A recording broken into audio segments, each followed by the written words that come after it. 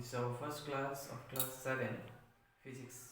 Okay, so chapter which we are going to discuss is here, that is force and pressure or motion.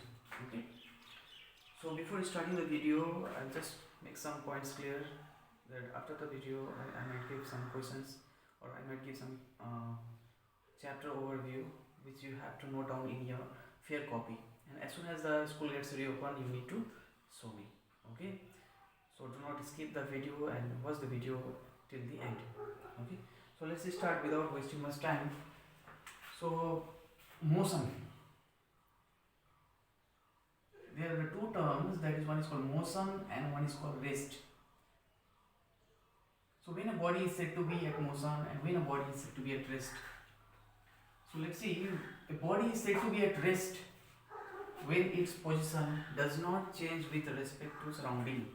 I repeat, a body is said to be at rest when its position does not change with respect to surrounding. Like for example, you are inside a car. Okay, so you are inside a car and you just, when you peep outside the window from your car, you find that the trees or the house or the shops, they are just not moving, they are just stationary. So you can consider yourself to be at rest because your position is not changing with respect to surrounding, that is with respect to trees and the houses or the shops. But as soon as your car is moving, when your cars are moving, you will find that all the trees, all the vehicles, all are moving, or all the shops, they are coming behind you.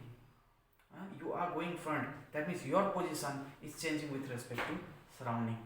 So let's see what is motion. A body is said to be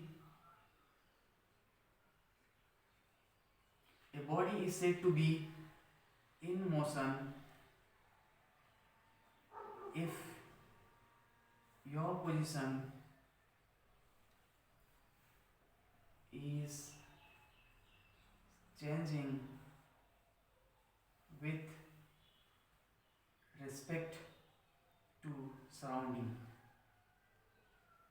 Okay, so when our position is changing with respect to surrounding, so we say that the body is in motion. So a body is said to be in motion if your position is changing with respect to surrounding.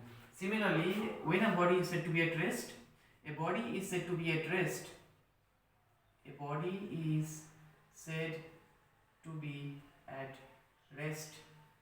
if its position is not changing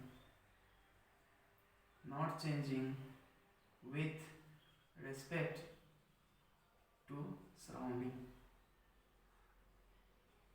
Okay, so when a body's position does not change with respect to surrounding, we consider that body has to be at rest, and if its position is changing, we consider it to be as motion. Now you see, there are different types of motion. So when we come across motion, so there are different types of motion. So the first motion which we see, that is a translatory motion. The first motion. So there are types of motion. So first type we consider as translatory motion. Okay. Number 2.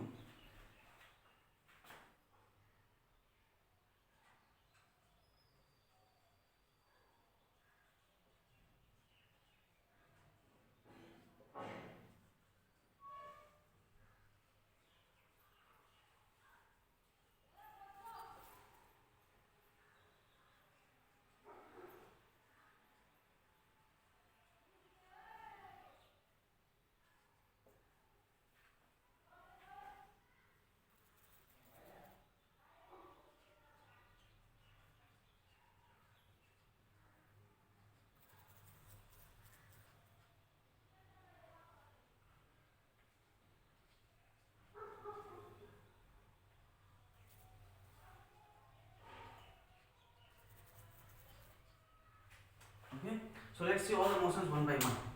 So first motion is called translatory motion. What do you mean by translatory motion? When a body moves in a straight path as well as in a curved path, Like translatory motion is further divided into two motion. First one is called rectilinear motion.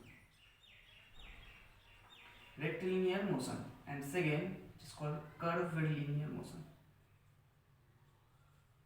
Okay, translatory motion is being further subdivided by rectilinear motion and curvilinear motion. Rectilinear motion means when a body moves in a straight path. A car is moving in a straight road, so we consider it to be as rectilinear motion. Now the same car, when it moves in a curved path, in a zigzag path, so we say that motion to be as curvilinear motion. So basically, a car when it is moving in a road, it is moving with a translatory motion because it has rectilinear motion also, it has curvilinear motion also. Okay.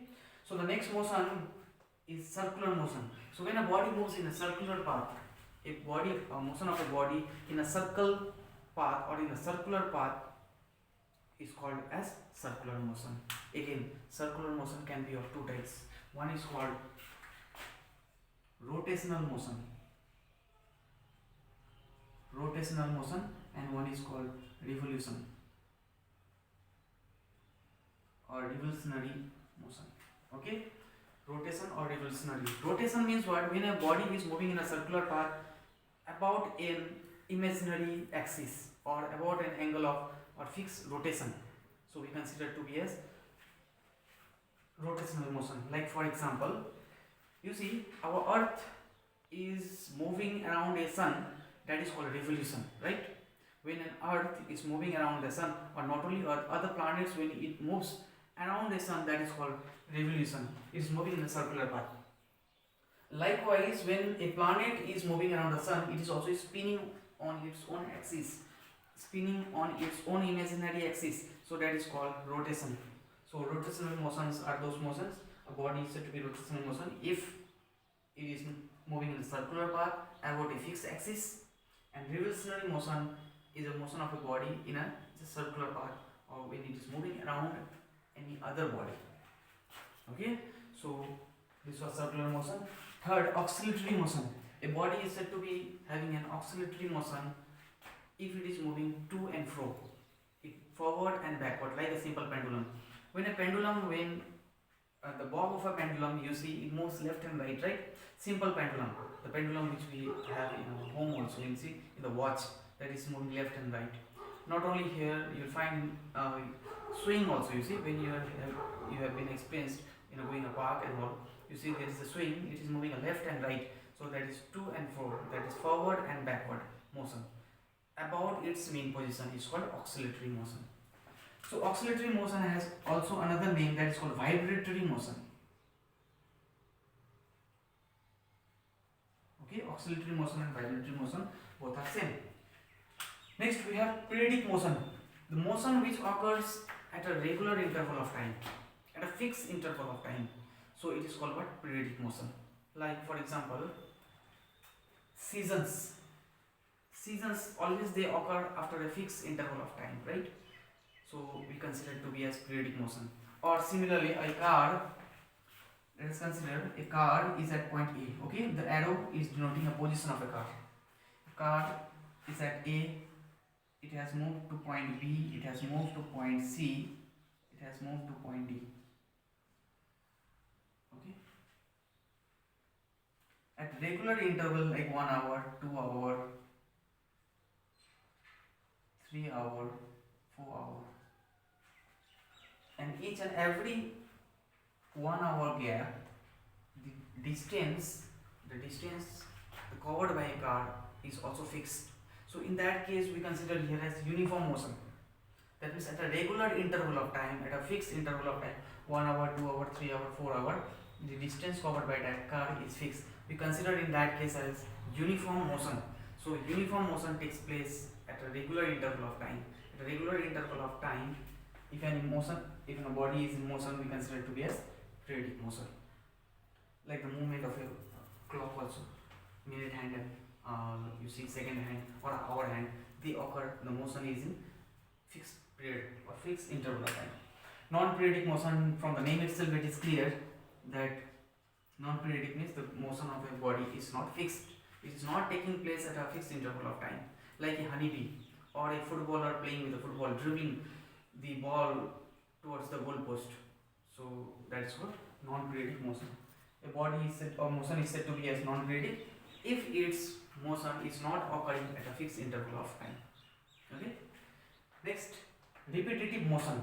So if any motion is repeating again and again, repetition, like for example, whenever a tabla player, the person who plays tabla, the instrument, okay, so percussion instrument, so he has to move his finger over that percussion above that instrument at a regular interval of time and again.